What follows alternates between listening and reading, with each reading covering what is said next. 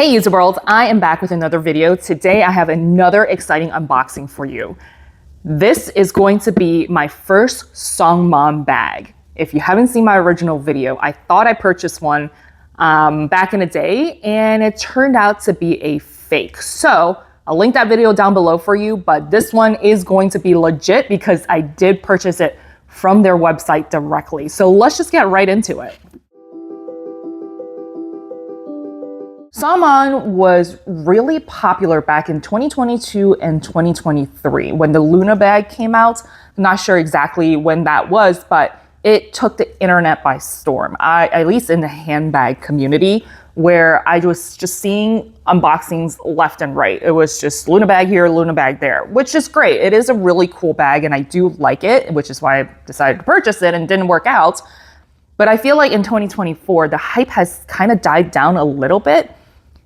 So I figure it'll be really good to at least do a quick review and revisit, an indie brand that actually is doing a really good job and doing things that are pretty innovative at really reasonable prices. So this company started back in 2013 by this lady. Apparently, there's not a whole lot of backstory, but she came out of maternity leave and couldn't find a laptop bag, which I find kind of like ridiculous because there are a ton of bags out there that are, laptop friendly, maybe baby friendly. I guess, that's just her gripe perhaps. But she decided to create her own bag. Good for her, because I think when I first looked at Songmong years and years ago, I did see that they have their chocolate bag and I thought it was really pretty, but I didn't like the shiny texture of it. So that's why I'd never bought from Songmong. But the interior was like this beautiful silk, embroidery, which I thought was gorgeous. And the fact it fits a laptop, I thought it was pretty cool. Then I kind of forgot about Songmong and then got reintroduced, so to speak, when the Luna craze came out. She enlisted her mom. Apparently she was a skilled artisan in sewing and crafting, and basically got all of the ladies in their village to start crafting bags, which is such a cute story. And if you go down, they do a really good job on their website talking about the history, the culture, really helping you as a consumer connect with the grannies. They call it the grannies. And I thought that was adorable. They did a really good video on it. And these grannies are handcrafting these bags, and the average age of these grannies and artisans is 65 years old, which is, I think, pretty amazing.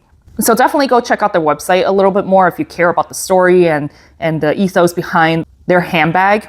They implement the philosopher where the user is the teacher, which I think resonates with me as a consumer because customer feedback is just so important for you to keep up with customer wants, demands, needs, and improving your brand.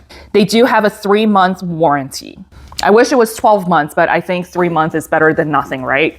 And before I do the unboxing, I will say this is purchased by me with my own money. I am not sponsored whatsoever. Enough yibber-yabbering, let's go over the bag itself. It comes with a really nice box. They say it's very eco-friendly. You can read all about that, but I think it's a really nice touch.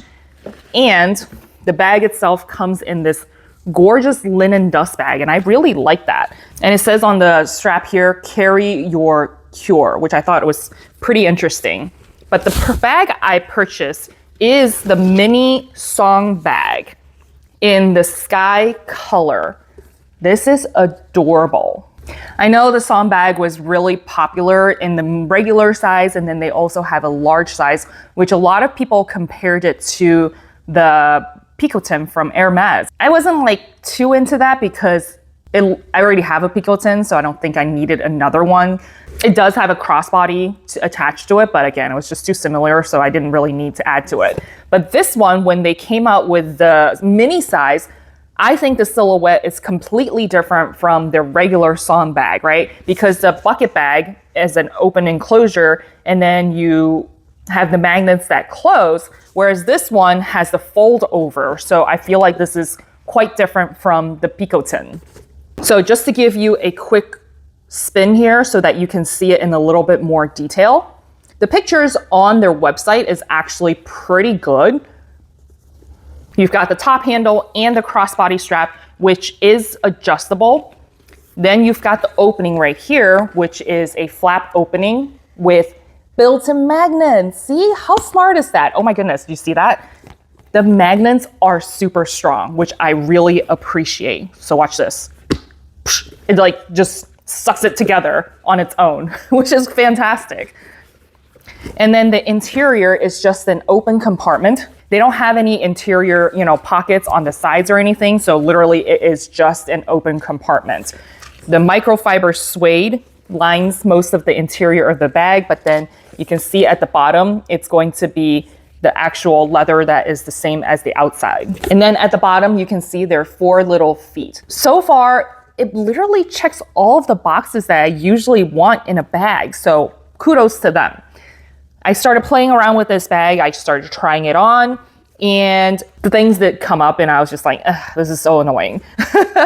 When it comes to the crossbody strap, it took me forever to figure out how to put on the crossbody strap. So you can see on the interior, it is basically a loop that you've got to loop around with this strap right here just to go through it and then put it on. I couldn't figure it out for whatever reason because there is a front and a back on the strap, right? Because you don't want this portion, the adjustable that protrudes a little bit, to be on the side of your body, because then that's going to be very uncomfortable. So it took me forever to figure out the logistics. So right off the bat, I would say that this particular portion of it, like the design could be better. Again, I'm sure it has to do with cost association probably, but instead of doing the punch through, strap attachment, I would have preferred like D-rings or a lobster clasp so that you can easily take the strap on and off of the bag. So that's probably the one feedback I will give in regards to this bag. Is it a deal breaker? No, obviously not. It was just make it easier so that if you are out in the middle of the day and you decide you want to wear this as a top handle versus a crossbody, you can easily take the strap off and just put it inside the bag if you want. This is going to take a little bit more time, so just something to think about. And when the bag came in, the strap itself was folded up. You can still see there's a little bit of curvature. When it comes to the leather, they said, is full grain leather. However, it is a pretty stiff leather. So when it comes to the strap, it was folded up like this, right? It was imprinted pretty hard, so I had to put it on a doorknob for a couple days for the strap to kind of relax and straighten out. So just keep that in mind as well. So going back to the leather itself is not as soft as I thought it would be. It's a little bit stiffer. It feels powdery. They say it is full grain leather, so I'm not sure what kind of full grain leather this is. I don't mind that as much because I think it will help maintain the structure of this bag. If the leather was incredibly soft, you might start seeing some slouch and it could be a heaping mess. Kind of like the Picotin, right? The leather is much softer, whereas this one is going to be a little stiff. And personally, I tend to lean towards structure bags over, soft, mushy bags that just becomes a heaping mess, right? I'm smelling the leather and it does not have like a super strong smell of leather. It has a very faint smell of leather. The handles are pretty structured and it is pretty comfortable to hold on to. The stitching is immaculate. I don't see any loose stitching or pop stitching. I also see the glazing of the crossbody strap and it's done beautifully. The one feedback I will give also is that the handles have this rolled stitching. I would prefer the handles to look a little bit more seamless, but again, it's not a deal breaker. It is a beautiful bag. I just think that they could design the bag in a way where you don't feel where the leather ends. And then they also did glazing on that, which I found really interesting. Wouldn't it be easier to kind of just design the hands where the end of the leather piece is rolled on the inside and then you don't have to do that extra glazing? I don't know. It's really interesting how they did that. And then I think I lied because I'm feeling the inside of it right now and it feels like it's not microfiber suede, it's actual suede. So it is real suede on the inside. There are a lot of really good details that you probably can't see on camera, so I'll insert photos here, but the attention to detail. So they have the Songmong right here, which is very, very small and very inconspicuous, but the buttons and all of the hardware have their print and their logo on there, which I thought was really cool, even on the front and the back. Those little details are fantastic. And then you can see on the feet there as well, there's the word Songmong printed on their feet. I think that's really cool. You want to have your name plastered all over the bag, but you do it in a very inconspicuous way. I love that. Just take the, I'm going to take the tag off, but apparently I need scissors to do that. All right, let's also show you what fits in my bag. I did fill it up with all of my essentials and it fits really nicely in there. You might be concerned about the gaping holes on the side, so you just have to be a little bit strategic with it. However, check this out. That is wild. The magnets are super strong that you don't have to worry about things falling out. And I was pretty aggressive with that. Let's check out what's on the inside. I've got my sunscreen. I've got the iPhone 11. My cosmetic pouch with my lippies and medicine in here. And a mirror. I've got my Kafun card holder. A portable battery. And my earphones. It fit so much in here.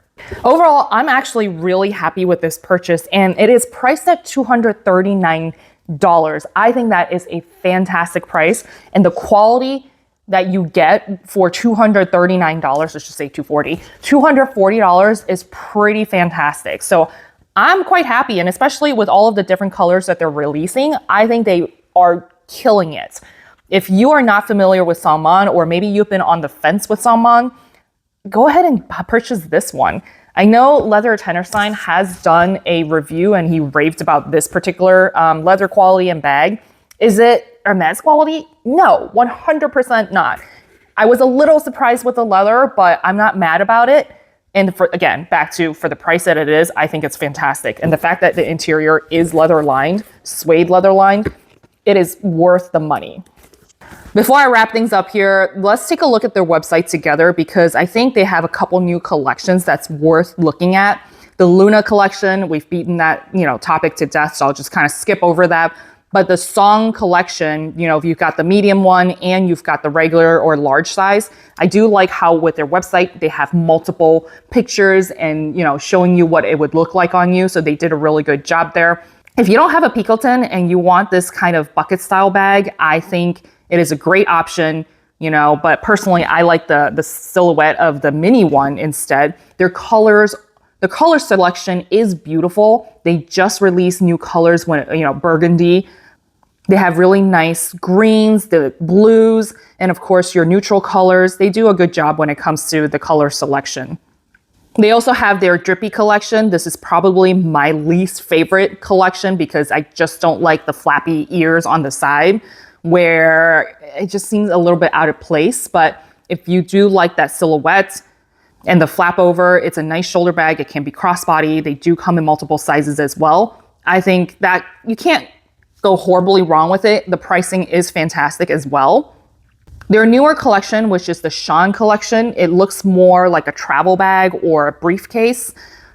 Not my jam because I'm not really a backpack person and I don't really particularly like their quote unquote monogram. That's not a fan of that, but I think they're trying new things. I don't think this is gonna do as well as like the Song or the Luna bag because the silhouette is, it's okay. I'll leave it at that. Their Your collection is pretty cool. They come in tote bags, they come in hobo bags. I was looking at the pictures of it and the texture of the leather seems really interesting because one of the videos I saw, they scrunched up the entire bag and then it popped right back to its original shape. So there's a little bit of wrinkly in there, but then it still pops back into shape. I don't know. It's just really interesting. So this one has me intrigued. The mini one, the mini Your duffel bag, which I know the duffel bag silhouette is very popular. So I think they're on trend there. This is something that I would be interested in. And the larger size, pricing is getting a little bit up there, ranging from the mini at like $430 all the way up to the larger at $680. Then they've got their Reset collection. It's their tofu bag. I think this is one of their original lines. If you like the traditional, flat bag with their logo on there and their hardware on there, I think this is a great option as well. It's very simple, very classic, very straightforward. And then of course their chocolate collection, which is their OG, so to speak. Again, if they came out with different, you know, it's not the textured, shiny kind of leather, I might be interested in this, but this is giving me reminiscence of like the YSL Lou bags where the chain strap is adjustable. So can't go wrong with that. I think this is pretty unique too.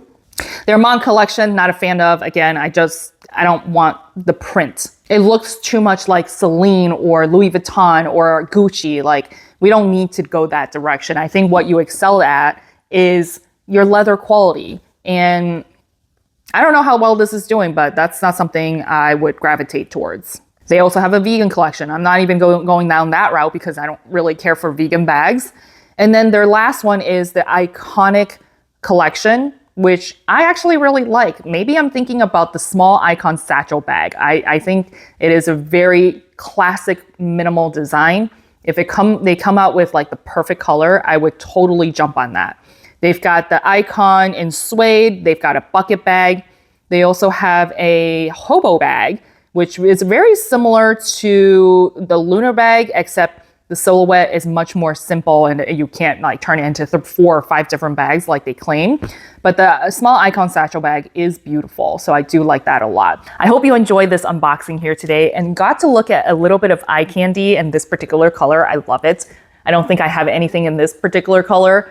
Like and subscribe if you haven't done so already. If you are new to my channel and you are going to hit that subscribe button, drop a comment. Let me know. I love to welcome you to my channel and hope to see you back. And I will leave another playlist of luxury alternatives, indie brands. Most of them are going to be under $500 if you want to go check out that playlist. Life is hard. I want to help you save time and money so that you can somehow adult easier and hopefully less than retail. I'll see y'all next time.